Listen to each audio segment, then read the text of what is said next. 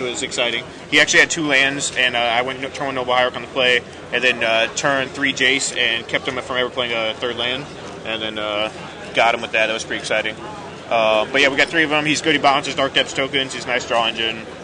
He's insane. He's worth the $60. Then we have Noble Hierarch next to him. Just kind of, the only 2 drops in the deck are the Stoneforge Mystic and the Tarmogoyf, so your engine explosives can kind of get in for 2. And you have a lot of instant speed things, so like him shooting you to 3 is pretty big, and like attacking for 5 with a Vendilion Click is always good.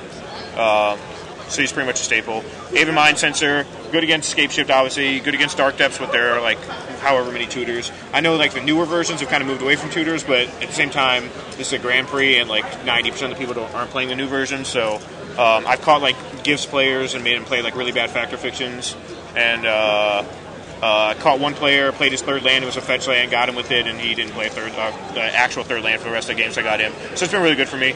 Vendilion Click, or I guess Tarmogoyf, skip Tarmogoyf, you don't really need to explain him though. Vendilion Click is pretty much the same thing. It gives the blue deck some hand hate. How many Vendilion Clicks? 4 of them. 4? He's got it stacked on top of each other. And that's kind of like the actual creature suite, the 4 Vendilion Click, 4 Haven Mind Sensor, 4 Tarmogoyf. So you have a semi-fast clock, but it's not like, you're not Zoo or anything. You're not even as fast as regular Bant. Then Stoneforge Mystic, like I said, it's basically just a second JIT that lets you shuffle. Putting things into play instant speed is actually pretty big with this deck, because you have like 10 counter spells, you have 8 Flash Dudes, you have 4 Path to Exile, so just having another way to do things instant speed is nice, and the shuffle effect, if you draw it late with Jace, is always good. A couple Engine Explosives, kind of my catch-all, good against Zoo. I actually haven't played the Zoo deck, but they've been good against other decks too. Path to Exile is pretty obvious. Mana Leak, I was running Spell Snare, but Spell Snare was only really good against Thopter Depths and against Zoo, and everything else is pretty mediocre, and at a Grand Prix I wanted something a little more versatile. So it's a little bit slower, but at the same time it's been pretty good for me. I played a lot. 3 Mana Leaks? There's 4. There's 4. Okay. And then 2 Cryptic Commands, it's a slow card, but in this deck you can tap down somebody for the win, or just counter something, bounce something. It's been pretty good for me. It's pretty much like, it's almost like Jace in this deck. The 1 JIT, I already explained that. 4 Bant Charms, I think it's like one of the best cards in the format right now. People are kind of underestimating it, but it does everything. Mana base is pretty standard. I have 8 fetches, 1 Teleria West in there just because I had room for something else. I didn't want a 6 basic. So I put in there to get your Engine Explosives or your Treetop Village. And there's 2 Treetop Village, which have been killing control players all day. Sideboard has 4 Rocks War Monks, which come in against like Zoo, because they can't really deal with other than Tribal Fence or Path, which is nice. It also comes in against any deck, like against Scape Shift, you don't want your Path to Exile, so you just bring in Rocks War Monk as like a guy. Comes in against Burn, of course. 1 more Engine Explosives, that's also for Zoo, for Elves. I've been bringing it in against Thopter Foundry just because you have cards you need to take out.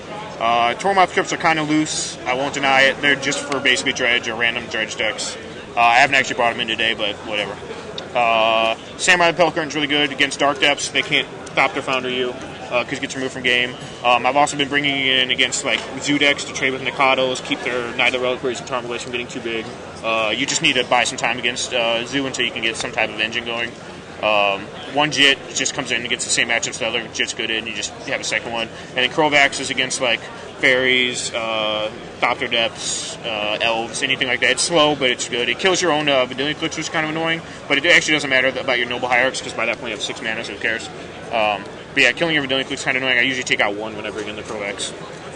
But yeah, it's not like too flashy or anything like that. It's a little different, but it's pretty good. So I noticed that you have 2 Jetes, and they both happen to be the Grand Prix foil. Well, yeah. How'd you manage to get 2 of those? There's only been 1. I borrowed 1 from a friend. The reason why is I didn't have any non-foil Cryptic Commands, so I didn't want to have just 2 foils on my deck. So I made my Path to Exile, my Treetop Villages, and my Jits foils, so that way I didn't get called for the big cheats. So I was like 10 cards is probably enough to be safe on the foil count. But yeah, only match I lost to was Hypergenesis. He had the turn 2 win on the play game 1. I played a fetch land, which was exciting. I mean, that's plan A, so it's expected. Yeah, and then game 2, I actually opened with 3 lands: Vendilion Click, Mana Leak, Cryptic Command, Path to Exile. So like pretty nuts hand against him. And I end up clicking him before he's done anything. He's got 2 lands in play, and his hand is Ardent Plea, Simian Spirit Guide, Toil of Night and Day, Angel Despair, Iona, Progenitus. So I take his Ardent Plea. I have Mana Leak in hand, so I'm going to be able to counter whatever if he draws another one. Put down the bottom. I play my Tarmogoyf from my hand, leave open 2 mana for Mana Leak. He removes his Simian Spirit Guide to Toil of Night and Day my 2 lands, and then rips Ardent Plea off the top. He ripped another Simian Spirit Guide off my Vendilion Click trigger, and then rips another Ardent Plea off the top, so he went runner and beat me And so that's the only match I've lost. And then besides that, I lost one game against All in Red just now, where he went turn 1, 10 dudes off of. It was actually All in Red with blue. He was running Slither Muse. Yeah, Slither Muse is really good in that deck. Wait, what's the Slither move? Oh, it lets you draw cards equal to your opponent's hand size.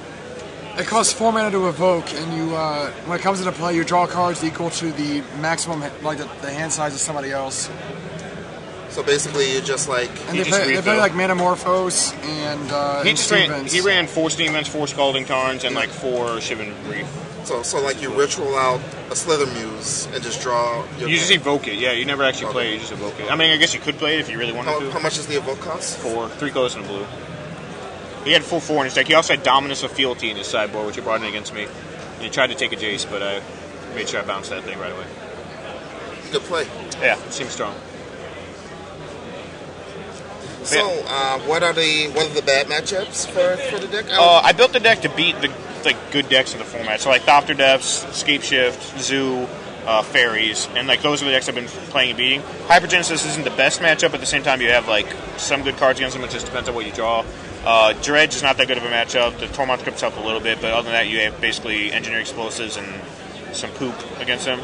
I just played against All in Red, which I surprisingly beat. Game 1, you got me. You went 10 dudes plus Chalice for 0, and I had Engineering Explosives in hand, so I had nothing. And Game 2, he went turn 1 Deus, but I was still able to beat that somehow. I double hierarched into Jace, and that got him.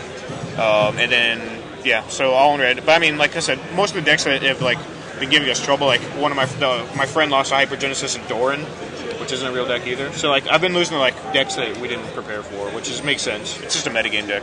So a lot of people in the chat want to know why your deck only has 75 total cards and not closer to say 260.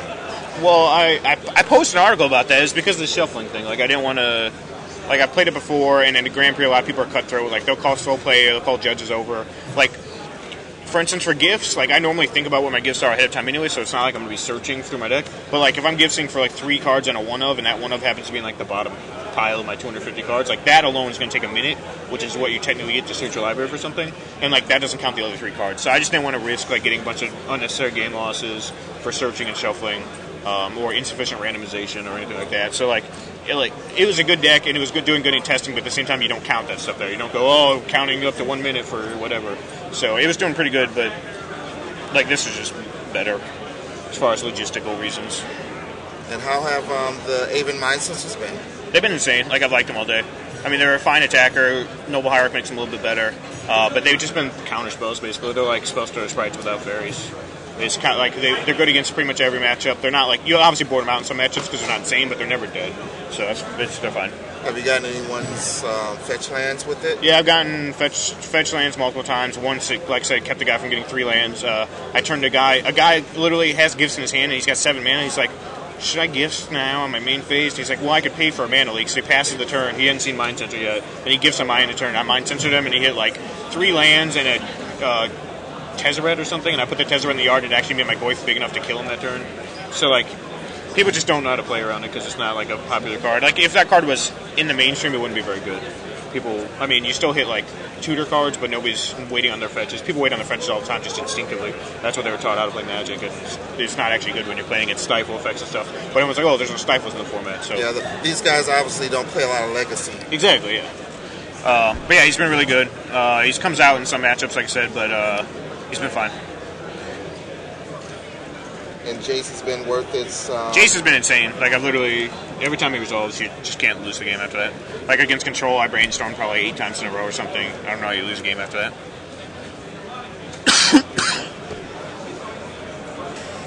Did I see the Boros deck? Yes, I heard about the Boros deck. I haven't seen the Boros deck. I don't know what to think about it. It's, it can turn 3 you. Yeah, there's a lot of decks in the form that can turn 3 you. Doesn't do it consistently and doesn't not get hurt by cards that other people are playing. That's a big thing. Peter's doing pretty well. I think he's still undefeated. Yeah, all I've done is heard about it. It's just I heard it's Boris Bushwhacker without Bushwhackers. It's way better than that. Yeah, it's not really. It's the barely Boros deck in standard. Oh, okay, so it's a burn deck more. It's almost like mono red burn with some white thrown in for Helix and Steplings and stuff. So what do you think of this deck, Michael Jacob?